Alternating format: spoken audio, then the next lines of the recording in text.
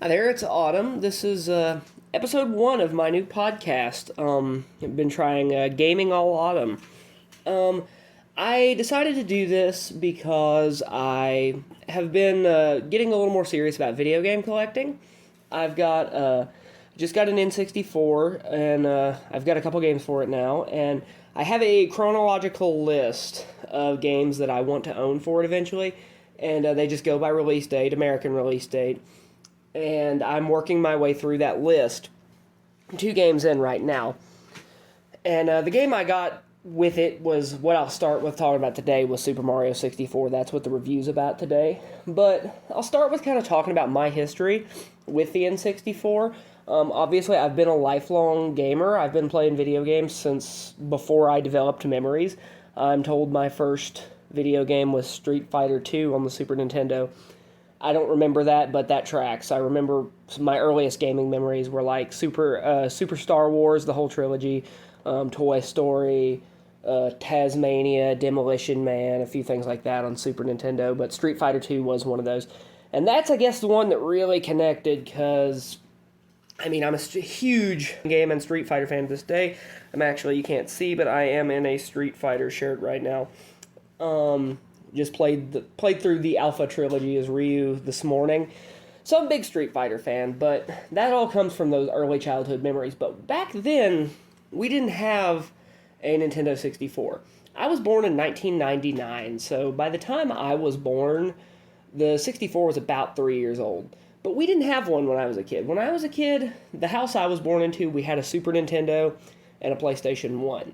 And I remember playing those a lot, but my first 64 I didn't get until roughly, I'm going to say about 2007, 2008.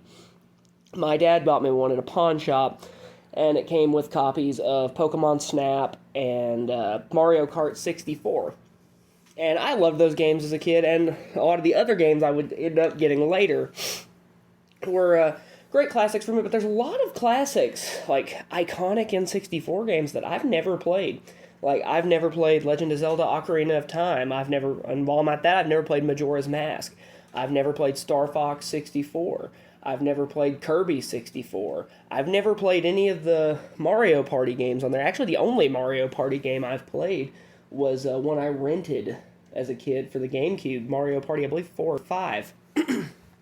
So, there's a lot of games, like iconic classics, that I've never played, and that's why they're on that list that I'm working through. So I'm hoping to kind of expand my horizons and maybe discover some new favorites. But I got another Nintendo 64. Like, that one, I just lost throughout the years. Years later, in like 2022, I had one, and I played it a good bit. I had a couple games for it. The only ones I remember playing vividly right off were Super Mario 64 and Jet Force Gemini, but I didn't really even play Jet Force Gemini that much. But I did run through Super Mario 64 completely for the first time, because I played it as a kid, but I just never really, did much with it, because I wasn't really patient for games like that when I was a little kid. So adulthood was really where I have to beat a lot of these childhood classics. But I fell on hard times a little while after that, and I had to sell a bunch of stuff, and one of those things was that N64. But I just recently, as of like a couple weeks ago, got a new one, and I got it with Super Mario 64.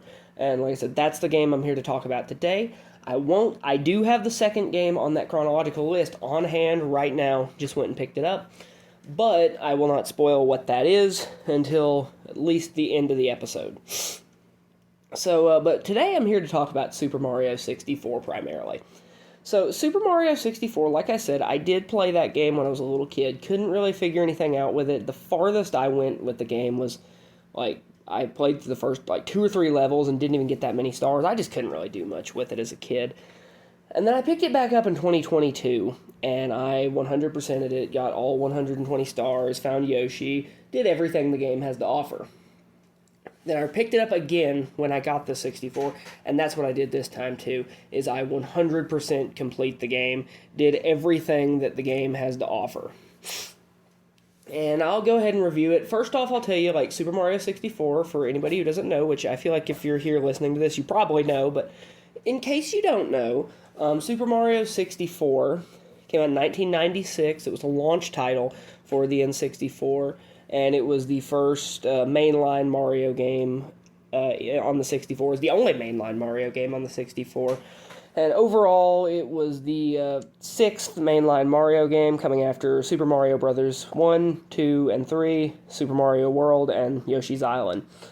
Which I know I wouldn't really consider Yoshi's Island a main series game. I would consider that more of a Yoshi game because it spawned games like Yoshi's Story, Yoshi's Woolly World, Yoshi's Crafted World, all those ones that were on DS, I believe. But I think that one is considered a main series Mario game. So 64 would be number 6. It's all about the princess. Pretty generic Mario story. The princess has been kidnapped by Bowser. Mario's got to go save her. This time she's been kidnapped in her own castle. This introduced Power Stars, which were in a lot of games later. Bowser has taken all the Power Stars. They're spread across all these different worlds that are on the inside of paintings in Peach's castle, and you, as Mario, have to run through the castle, jumping in paintings, doing missions, collecting stars, fighting Bowser. You'll fight him 3 times. And it had the odd choice to not have Luigi in it. I don't know why. It was real. but no, I don't know why Luigi's not in the game, but he isn't. So it's just Mario again. So when you're playing the game, I'll go through all the levels.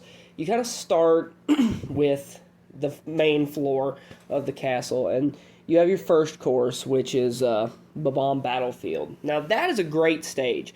That is an excellent first stage. It's not too hard, but it's not, stupidly easy either, and it kind of just lets you kind of learn the mechanics of the game at a really leisurely pace and teaches you how everything works.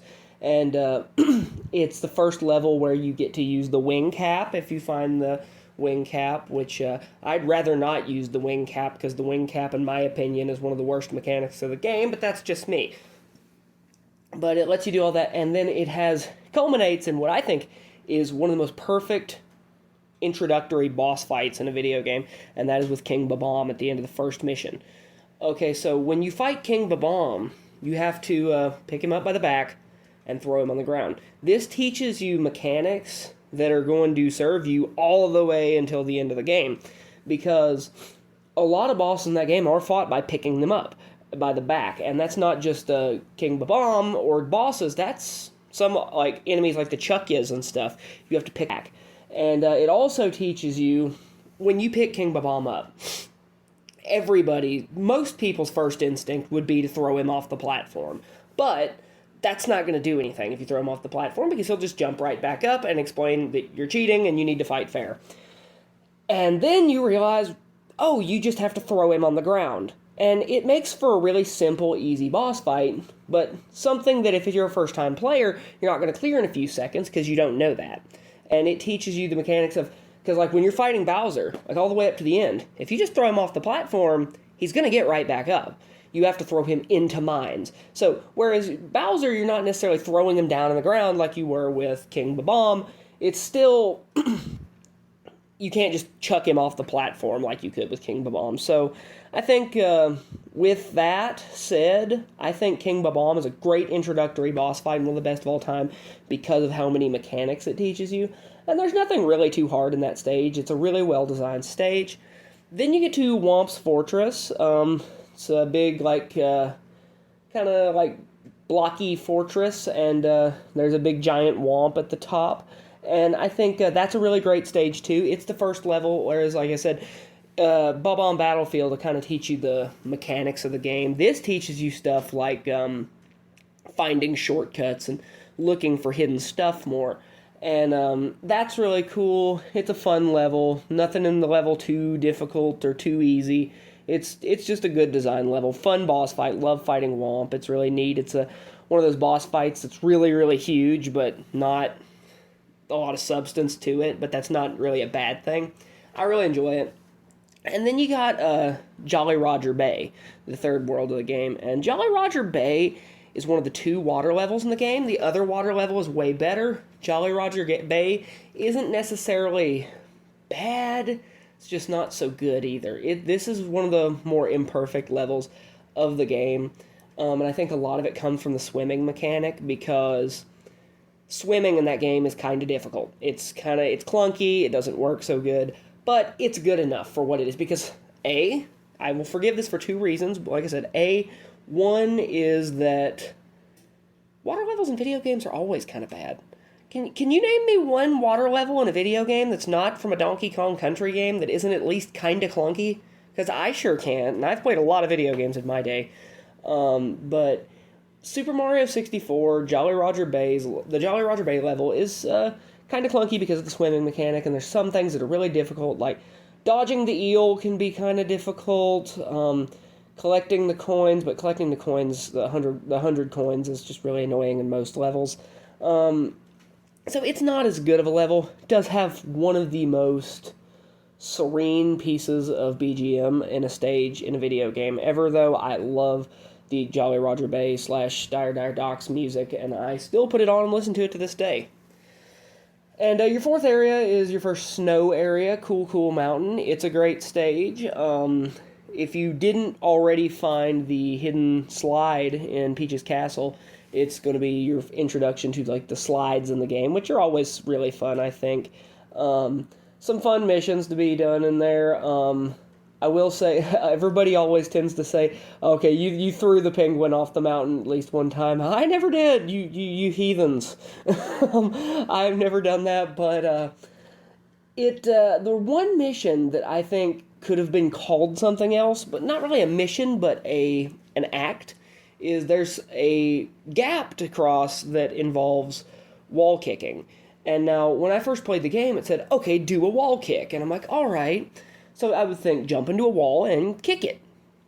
It doesn't do anything. Jump into a wall and you kick it, and Mario's just going to fall.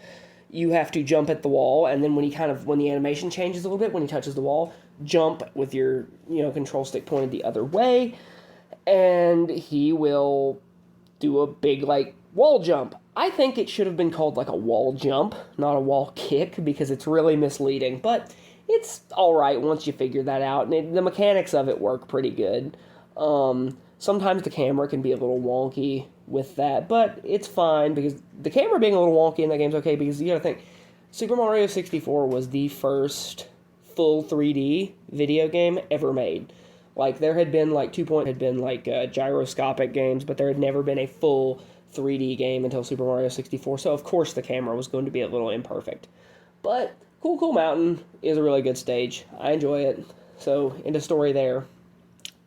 5th area of the game is Big Boo's Haunt, and you get there a little differently. Those first 4 stages you get to by jumping through paintings. Big Boo's Haunt you get to by going outside, finding a large Boo, defeating him, and then he drops a cage. You shrink down, jump in the cage, and you get the obligatory haunted house spooky ghost level. And it's a fun level. I remember having some trouble with it on my last playthrough, but this playthrough I had no trouble with it at all. It's a good level, beginning to end, some fun missions. Everything's really cool. I like the whole I like all the like ghostly horror set pieces. That's really cool. The boss fight with King Boo is really fun. It's just a fun level. It's a nice thing. Very like classic '90s Halloween feeling, and I love it. It's a nice level. I love Big Boo's Haunt. And then the 6th level I do not love. Your 6th course in the game is Hazy Maze Cave.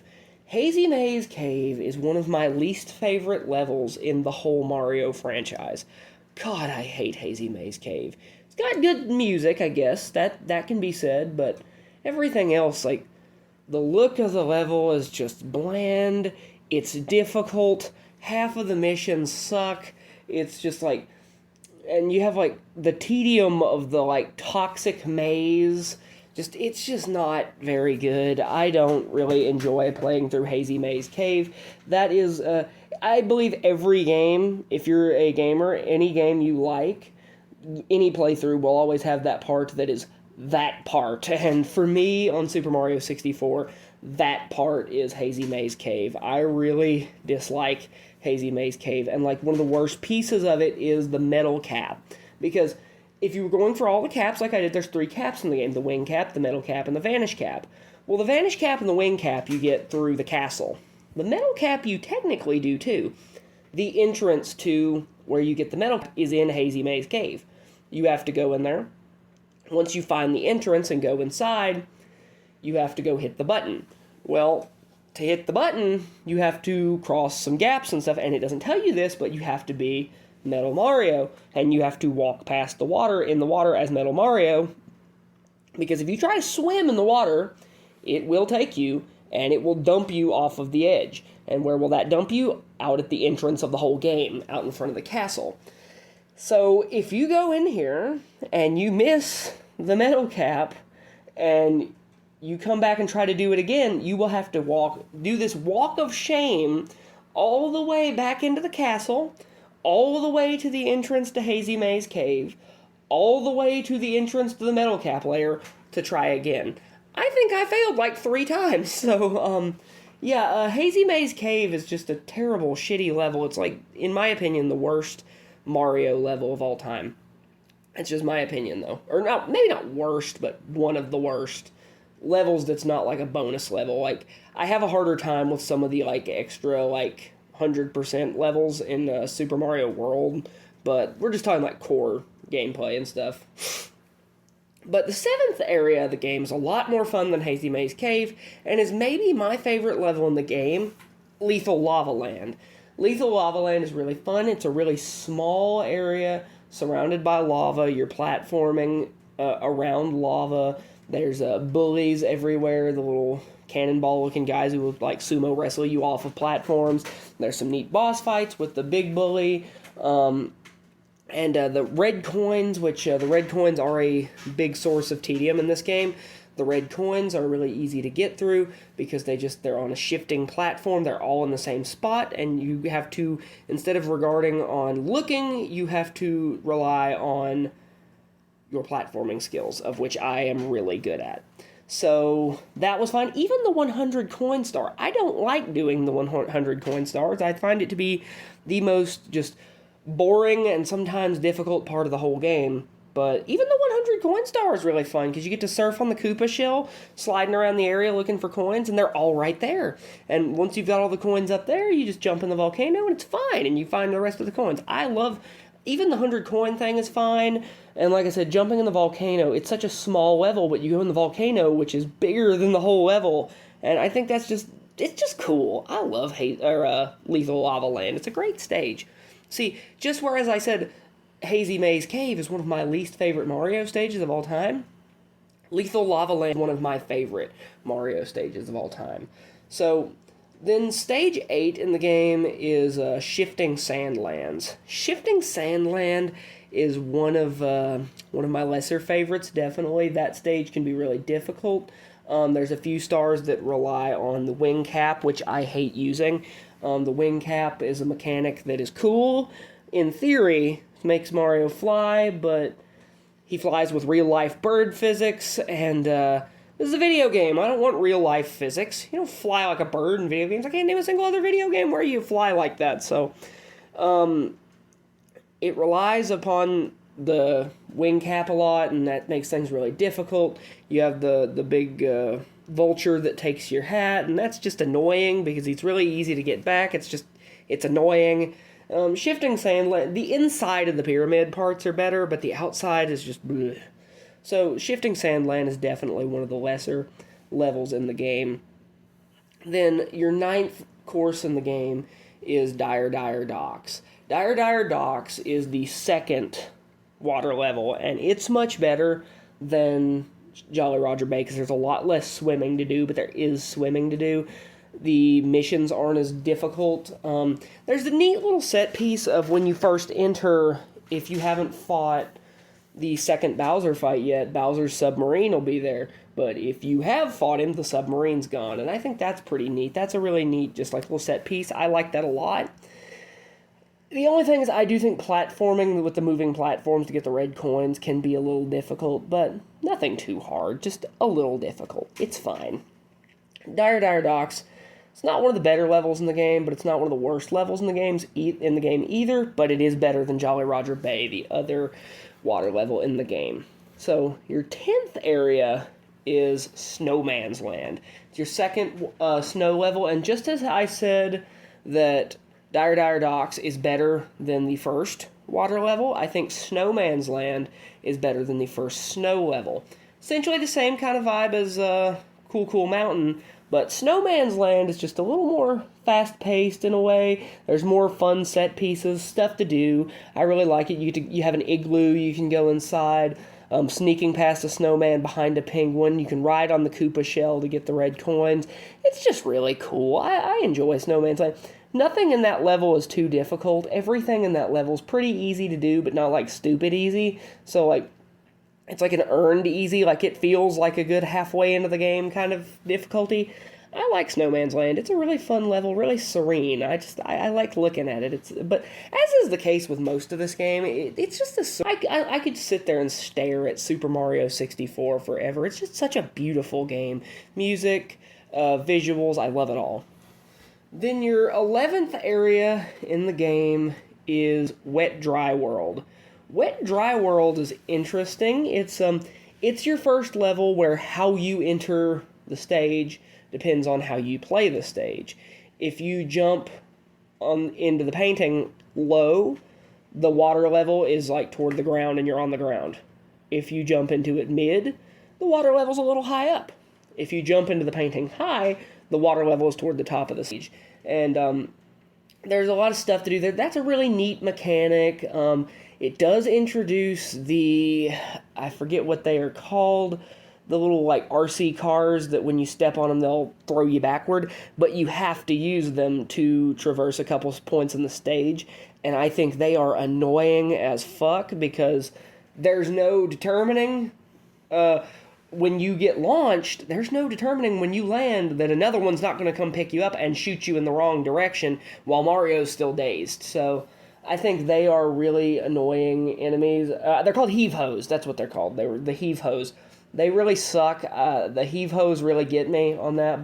And there's one mission where you're jumping off of a cave onto a moving platform that's going to start lowering. And when you get to the bottom, you have to jump off of the platform and then run under it and then go in this cage, wall jump to the other side to go up and get a power star. And that gave me a lot of trouble because it was just so difficult, and it's kind of in the game's wonky physics on that one. Usually, the difficulty in that game is never on the wonky physics of the game, but it occasionally is, and that is one of the times where it is. So, Wet Dry World is more of a cool concept than a cool stage, but it's not a bad stage. It's okay.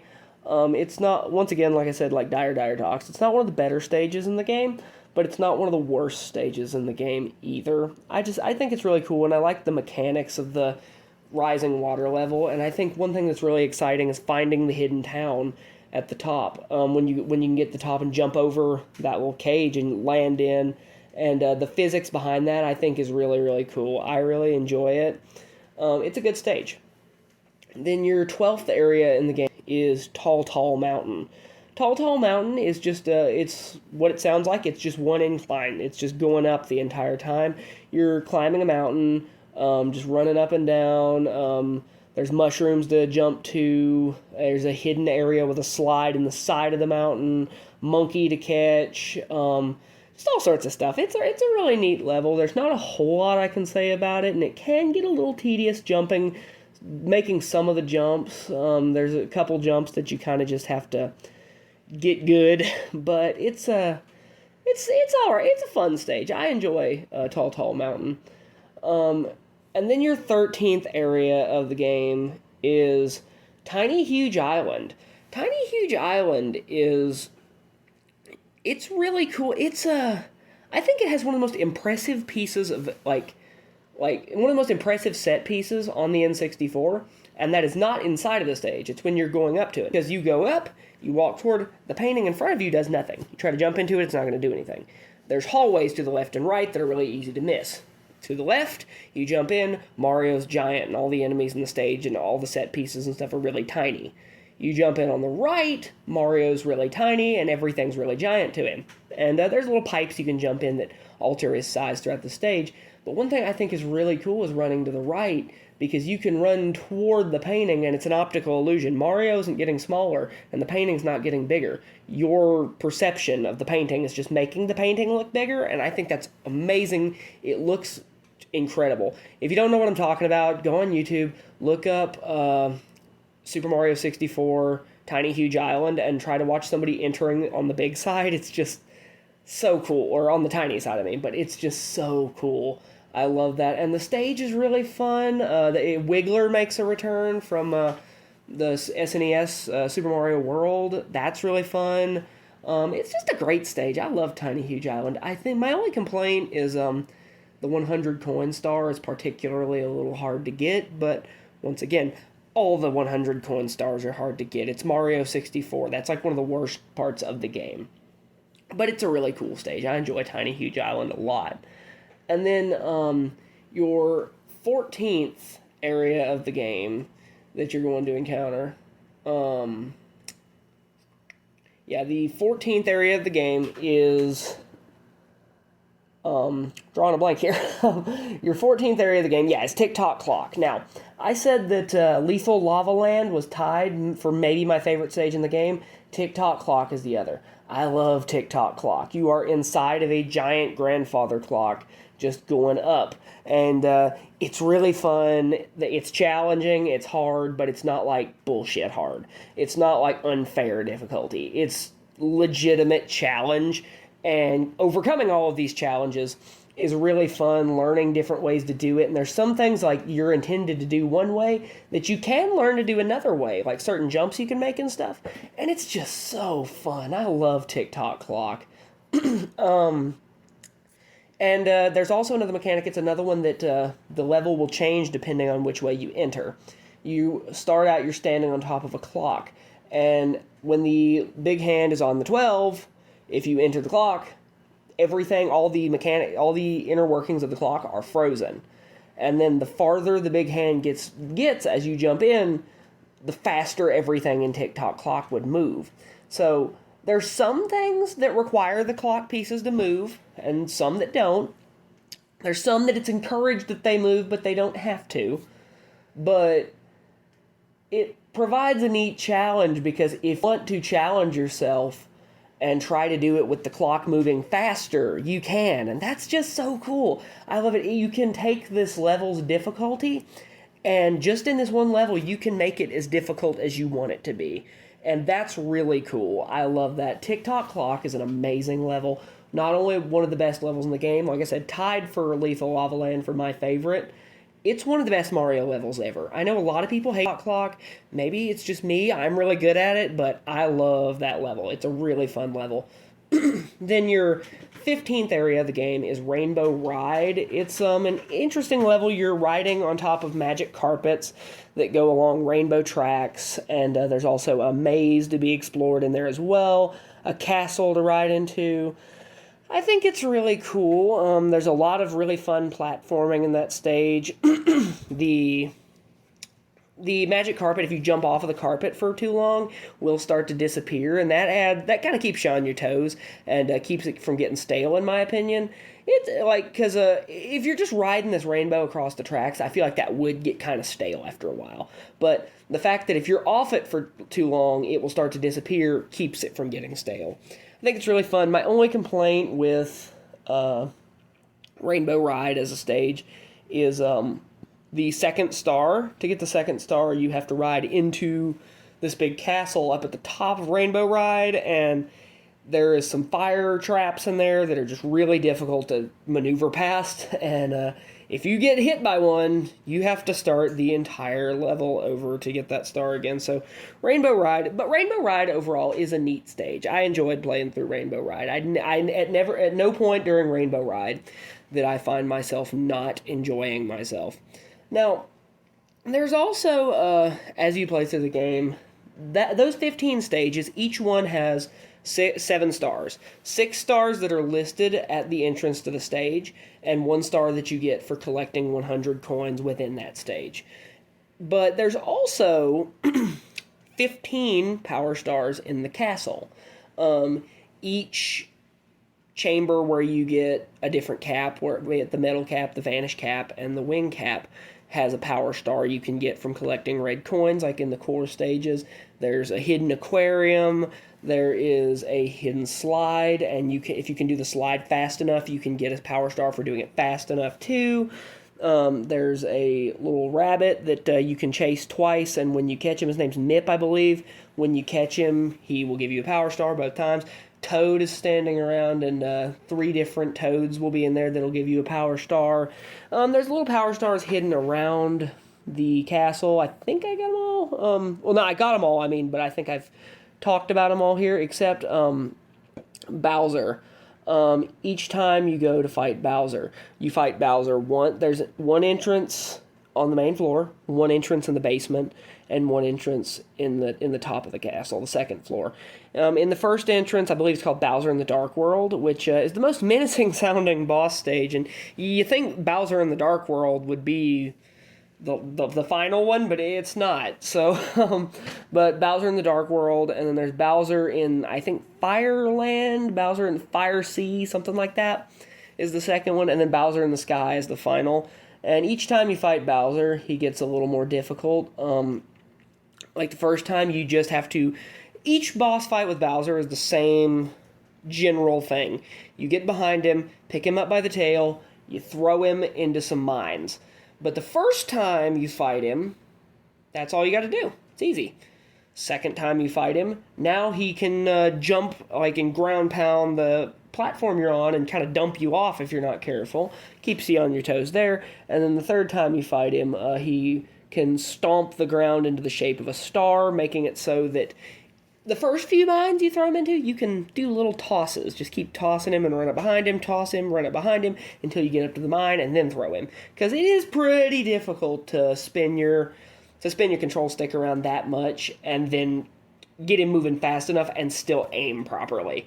But after you've dropped him into about 2 mines, I think you only have to hit him 3 times, but that third mine, you have to do it aimed perfectly. I did it on accident on this last one. My aim was so off that not only did I not hit the mine I was aiming him at, I hit a mine behind me. So, I got lucky. It took a long time. I will say the final fight with Bowser in 64 is pretty damn tough.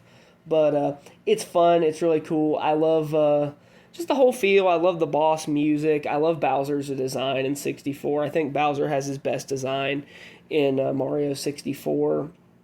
And that's pretty well the game. That's everything you encounter in the game. Pretty well what I think of it. I think it's beautiful. Like I said, I love to look at it. I love to listen to it. It has an amazing soundtrack. It's just a dream to play. It's so fun. It brings me nostalgia, but not a ton, because I didn't play it a ton as a kid, but it does bring a little bit of the nostalgia factor to it, but it's just so fun. I love Super Mario 64. I love everything about it, almost. I do have a few complaints. Like I said, there's a couple. I've talked about a couple of my complaints running through the game, like The fact that Hazy Maze Cave just fucking exists is a complaint, first off. But there's other complaints I do have with the game. Like, let's see. I don't like the 100 coin stars. Collecting the 100 coin stars is a pain in the ass, no matter which level you're in, except Lethal Lava Land. I actually enjoy the 100 coin star in Lethal Lava Land. And there's some levels where it's not necessarily hard, but it's just boring, like Snowman's Land, or, let's see, Snowman's Land is definitely one of those, Wet Dry World, Bob-omb Battlefield, where it's not necessarily, like, hard to collect all the coins, it's just a pain. It's annoying.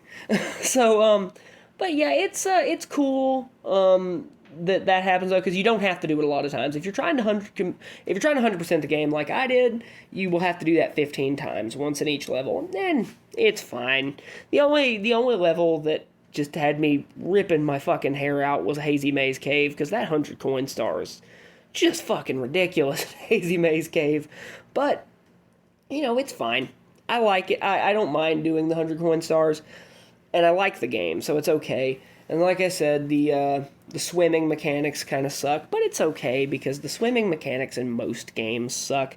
So, that's fine. Like I said, the camera's a little wonky, because, like I said, this is the first full 3D game ever made, so of course the camera's a little wonky. We've never had a fucking camera before, so that's fine. And, I think it's really cool. I love it. I love getting all 120 power stars. One thing I didn't mention was Yoshi is in the game for Yoshi fans. If you get all 120 power stars, once you you're stuck at the end screen. You can't get past the end screen. You get a nice little serene little picture of a birthday cake with Mario and Peach on it, and God, it's just so lovely, so beautiful. I just want to fucking live in that picture, man. It's so good. But when you can't skip that scene. That's the end of the game. But when you turn the game off and turn it back on, load your save, 120 power stars, you haven't beaten Bowser. There isn't technically a post game.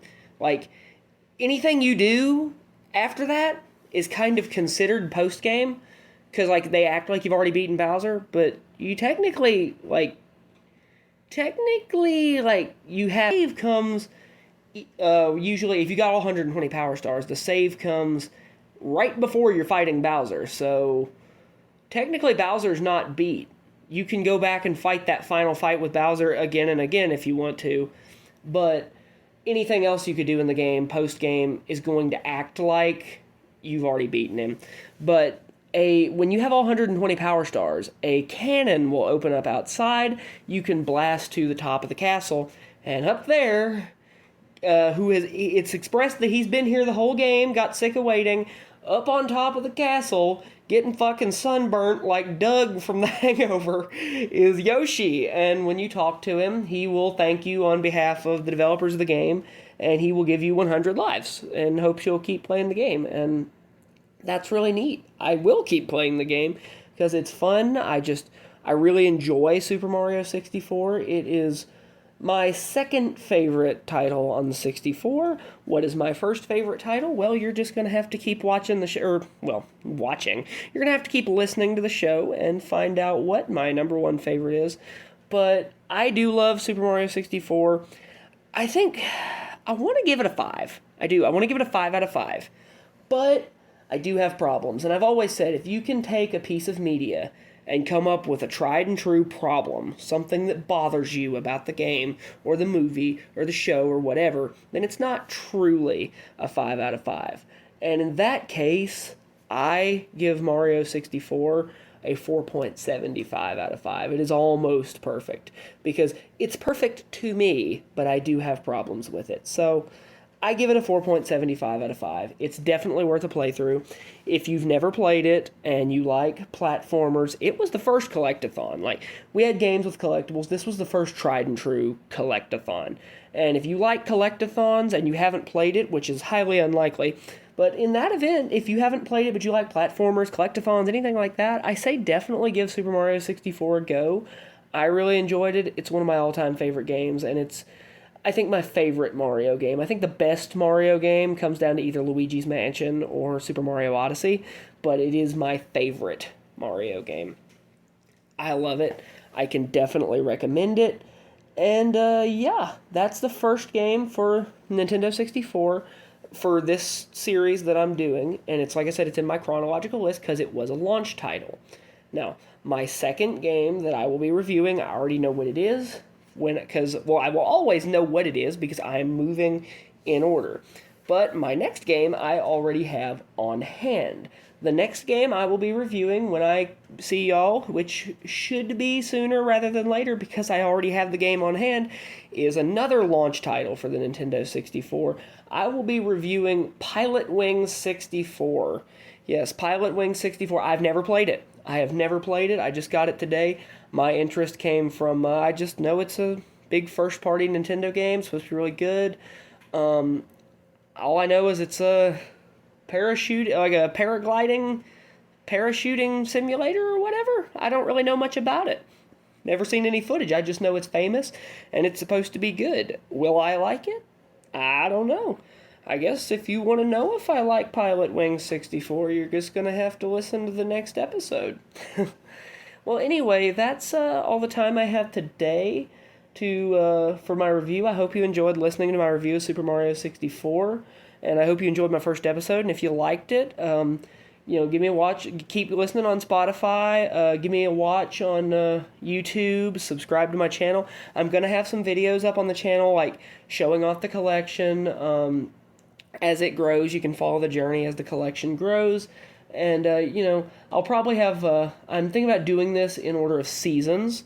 So I'll have season playlists eventually that you can just listen through, in case you want me to accompany you on your ride to work, or if you want me to talk you to sleep, because my voice is very soothing.